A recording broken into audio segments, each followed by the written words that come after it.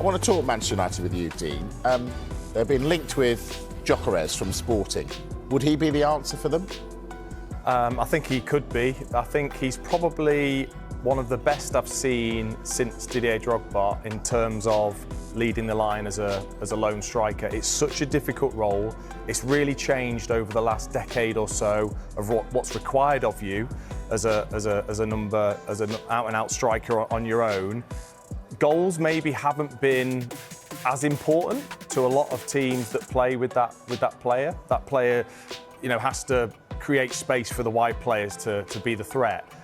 But what he brings is this incredible physicality, ridiculous work ethic, developed his game at Coventry, which I saw signs of him leading the line so well with a team that wasn't at the top of the league, by the way. And then he's gone to Portugal and he's been sensational. And he's at that age where he's just really starting to understand that role, probably now feels the stature that you maybe need to go to a club like Manchester United where the expectation is so big. I honestly think it could be perfect in terms of what they require from that player. I think he's one of the best, certainly in Europe, at leading the line on his own.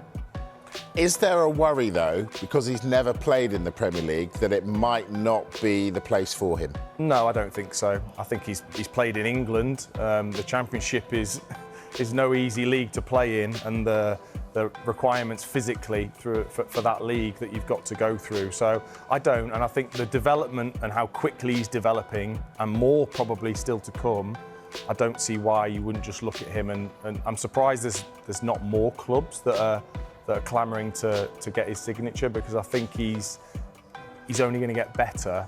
And that position in particular now requires a certain talent to lead the line, I think, anyway. Dharmesh, when he played for Coventry, you could have got him for £21 million. Why didn't clubs come in? Is it just snobbishness? I wouldn't say snobbishness, but how many top Premier League clubs actually go to the Championship and recruit? That's my point. Sometimes you'll find that they would want that player, if they're keeping an eye on them, they almost take that calculated risk of, we'll have to pay a little bit more, but we're going to need to see a little bit more, because the Championship might not be enough for him to make that jump to a top Premier League team and into the Champions League.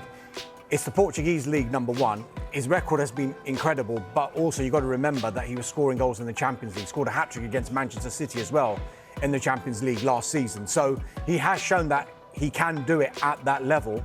And if you're looking at United in particular, clearly, Ruben Amorim is a huge admirer of him. He's worked under Amorim before. He knows that formation. So for United, you're asking Dean the question, is he the answer?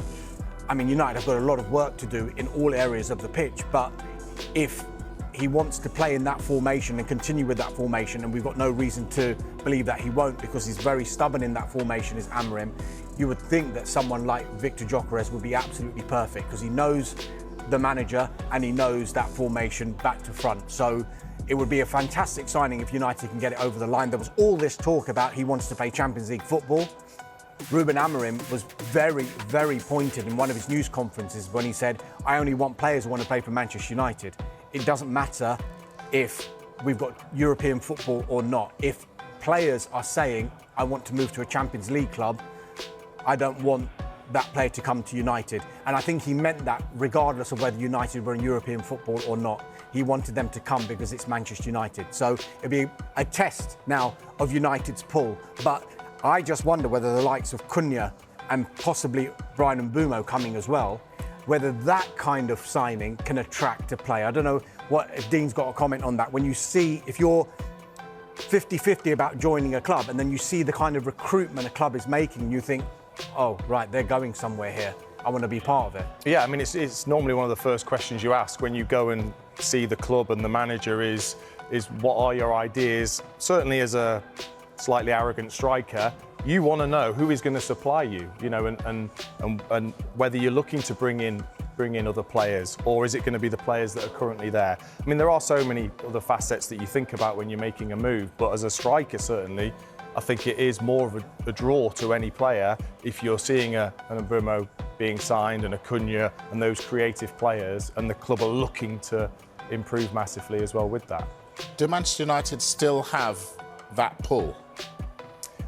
think they do, of course, yeah, because of the history of the club. And also, you don't know whether any of these players have grown up and when they've watched English football, Manchester United have been their side.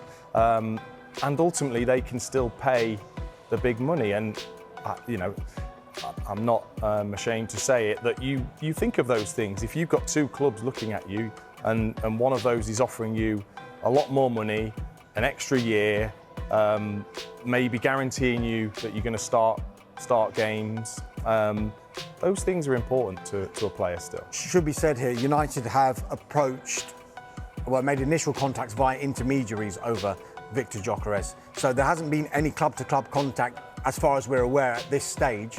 And a lot of people are saying, how can they afford Cunha, who's already at the club, Mbueumo, who is going to cost the thick end of £60 million as well, and Viktor Gyökeres, who's going to cost over £60 million as well. Well, I don't think Manchester United, despite all their financial and much publicised financial issues, are going into a transfer window with £0 to spend.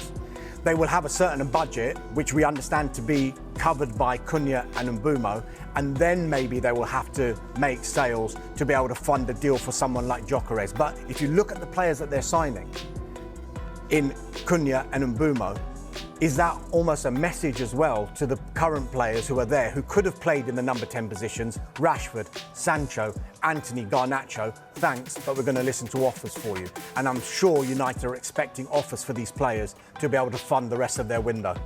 Carve, what are the optics?